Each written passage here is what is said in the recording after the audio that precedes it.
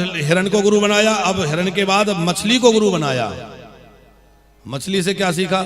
मछली को पकड़ने वाले एक लोहे के तार में टेढ़ा करके और उसमें कुछ खाने के पदार्थ लगा देते हैं और उसको पानी में डालते हैं तो मछली उसको खाने के लिए आ जाती है और फंस जाती है कांटे में। उसी प्रकार जो ज्यादा स्वाद के चक्कर में रहता है ना, वो भी बंधन में पड़ जाता है।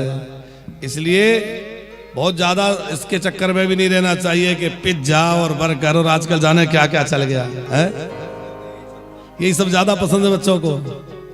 खैर हमारे बच्चे ये तो बहुत अच्छे हैं, तुम लोग नहीं खाते ना, ये बिटिया भर खाती है बस, है ना? हाँ नहीं ये तो खा लेते हैं, ये नहीं खाता। देखो ये सब सड़ा हुआ अन्न है। देखो विदेशी लोगों की तो मजबूरी है, क्योंकि वहां इतना बढ़िया दाल भात रोटी की व्यवस्था नहीं है। आप लोग तो सब जानते हैं, घूमते हैं आजकल सब जगह, तो वहां ये सुविधा नहीं है कि हमारे जैसे गर्मा गर्म फुल्का मिले, और ना ऐसी गृहिणी है कि वो गर्मा गर्म फुल्का खिलाएं, है? तो वहां तो इनकी मजबूरी है, बेचारे सड़ा गला जैसा जो मिल जाए उसी को कई दिनों तक रखे और उसी को गर्म कर करके जैसे तैसे अपना काम चला रहे हैं, गुजारा कर रहे हैं। लेकिन हमारे यहाँ तो भगवान ने कितनी सुंदर व्यवस्था करी है, कितने तरह के फ्रूट्स, कितने तरह के ड्राई फ्रूट्स, कितने तरह के, अच्छा अकेले दूध की कितने तरह की मिठाइयां बन जाती हैं। अकेले दूध की कोई बढ़िया जानकार हो तो हमें लगता है हजारों तरह की मिठाई बन जाती है। अकेले चने की कितने व्यंजन बनाए जा सकते हैं। चने से लड्डू बना लो, बेसन के और दुनिया भर के नमकीन बना लो, ये बना लो, वो बना लो, मठरी बना लो, कितनी चीजें बन जाती हैं। तो जहां इतने विकल्प हों और वहां भी हम सड़ा गला खाएं तो हम तो मूर्ख कहलाएंगे कि समझदार कहलाएंगे। कितनी बढ़िया बढ़िया चीजें हमारे यहाँ। माखन खाओ, हम तो अब ये सब विदेशों में कहाँ मिलेगा? मिलेगा तो बाजार वाला माखन मिलेगा। अरे बढ़िया कहीं गऊ सेवा करो और देसी गैया मैया का दूध, उसका दही, उसका छाछ, उसका घी, उसका मक्खन, ये सब कहाँ मिलने वाला है विदेशियों को? वो चाहे जितना कुछ कर ले पर ये सब उनके पास, उनके भाग्य में नहीं है, ये हम लोगों के पास है। तो हमें उसका आनंद लेना चाहिए। सड़ा गला खाने से बचना। कई बार तो वो वीडियो आते हैं ना उसमें कि वो खोल के देखा और मशीन से देखा तो उसमें कीड़े चलते दिख रहे हैं। अब ऐसे तो सामान्यता नहीं दिखते, मशीन से देखो तो पता चलता है कितनी गड़बड़ है इनमें। और फिर कई चीजें तो ऐसी भी आती है जिनमें पता चलता है बाद में कि इसमें ये मिला था और उसमें वो मिला था, हमें पता ही नहीं था, हम खाए जा रहे थे। ऐसी ऐसी चीजें भी लोग मिला देते हैं जिनको खाना तो दूर छू भी नहीं सकते, वो चीजें भी उसमें मिली हैं। घर में हम लोग इतना विचार रखते हैं, बगैर नहाए नहीं बनाएंगे, ऐसे नहीं खाएंगे, वैसे नहीं खाएंगे, 4-5 दिन महिलाएं रसोई में नहीं जाएंगी, छुएंगी नहीं, और वहां जाने कौन कैसे बना रहा है, कैसे आ रहा है, हम सब खाए जा रहे हैं। तो भैया इसलिए जहां तक हो सके बेकार की चीजें खाने से बचो, उससे आपका स्वास्थ्य भी अच्छा रहेगा, बुद्धि भी। क्योंकि हमने एक दिन कहा था कि जैसा अन्न ग्रहण करेंगे वैसा हमारा मन हो जाएगा। आहार शुद्धौ सत्व शुद्धि, सत्व शुद्धि ध्रुव स्मृति ही। जब तक आहार की शुद्धि नहीं होगी तो हमारा चित्त शुद्ध कैसे होगा? इसलिए आहार अच्छा होना चाहिए। एक वेश्या को भी उन्होंने गुरु बनाया। उससे क्या सीखा? वो सज धज के बैठ जाती थी और लोगों की प्रतीक्षा करती थी, कोई आएगा धनी मानी व्यक्ति मुझे पैसा देगा। रोज सज धज के बैठ जाए, पर एक बार ऐसा हुआ कि 4-5 दिन निकल गए, कोई नहीं आया। उसने मन में विचार किया कि जितनी प्रतीक्षा में संसारी लोगों की कर रही हूं, उतनी प्रतीक्षा यदि भगवान की करती तो भगवान मुझ पर रीझ जाते।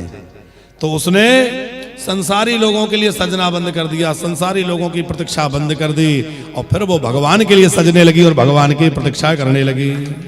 संसार की आशा छोड़ दी।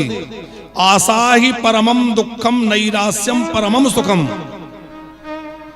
हमारे श्री आद्य शंकराचार्य भगवान कहते हैं, अंगम गलितम पलितम मुंडम दसन विहीनम जातम तुंडम वृद्धो याति गृहीत्वा दंडम तदपि न मुंचति आशा पिंडम। अंगम गलितम, हमारे हाथ पैर सब कमजोर पड़ गए, शिथिल पड़ गए, हमारी गर्दन झुक गई, कमर झुक गई, गर्दन हिलने लगी, बुढ़ापा आ गया। और दसन विहीनम जातम तुंडम, मुंह से दांत निकल गए, वेदांती बन गए। और वृद्धो याति गृहीत्वा दंडम, कमर झुक गई, हाथ में डंडा लेके चलने लगे।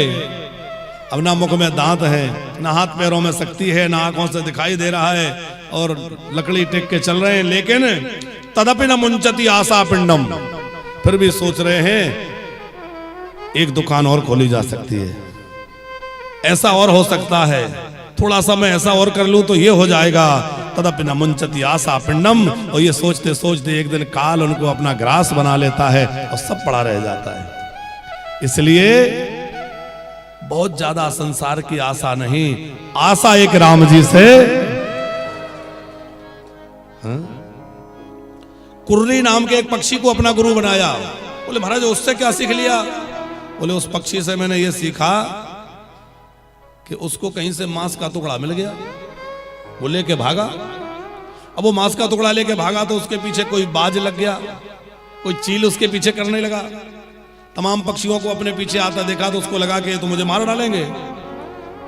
उसने वो मुंह में दबा हुआ टुकड़ा था जो मांस का, उसको छोड़ दिया, और जैसे ही छोड़ा तो सबने पीछा करना छोड़ दिया, और जितने पीछे भाग रहे थे उन्होंने उसको छोड़ दिया।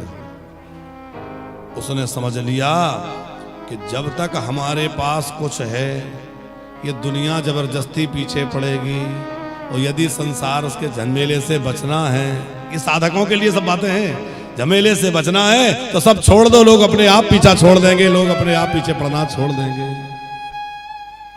जब तक पता है कि दादाजी के पास बढ़िया बैंक बैलेंस है और इन्होंने एफडी अपने नाम करा रखी है और इतना इतना सब अपनी व्यवस्था में ले रखा है, तो सब पीछे लगे रहते हैं। और जैसे ही पता चला कि इन्होंने सब बांट दिया, अब कुछ नहीं है, बोले भजन किया करो, अब तुम्हें समझ में नहीं आता तो राम राम किया करो, वृंदावन चले जाओ, महाराज जी वानप्रस्थ बना रहे हैं, उधर ही रहना है। फिर क्या सब छूट जाता है। तो यदि हमें ये है कि हम चाहते हैं कि संसार हमारे से ज्यादा न चिपके, तो हम ज्यादा संग्रह वृत्ति ना रखें। एक बालक को गुरु बनाया। बालक से क्या सीखा? बोले बालक से सीखा भोलापन। बालक भोला होता है। बालक को कोई डांट दे तो वो बहुत समय तक बुराई मान के नहीं बैठता। हम बड़े लोग जो है जल्दी अपनी बातें भूलते नहीं, 20 वर्ष बाद भी याद रखते हैं उसने ऐसा कहा था, वहां एक बार मैं गया था तो मेरे साथ ऐसा व्यवहार किया था, 20 वर्ष याद रखते हैं। लेकिन बच्चे, किसी ने कुछ कह दिया, बाद में थोड़ा टॉफी दे दी, बस हो गया। हमें बच्चों की तरह भोला होना चाहिए। साधक जितना भोला रहेगा उतना अच्छा है, और जितना ज्यादा चालाक बनेगा उतना ही भगवान से दूर होता चला जाएगा, क्योंकि भगवान कहते हैं कि मुझे सीधे साधे लोग ज्यादा अच्छे लगते हैं। नवम सरल सब सन छलहीना, माँ में भरोसो गिए हरस नदीना।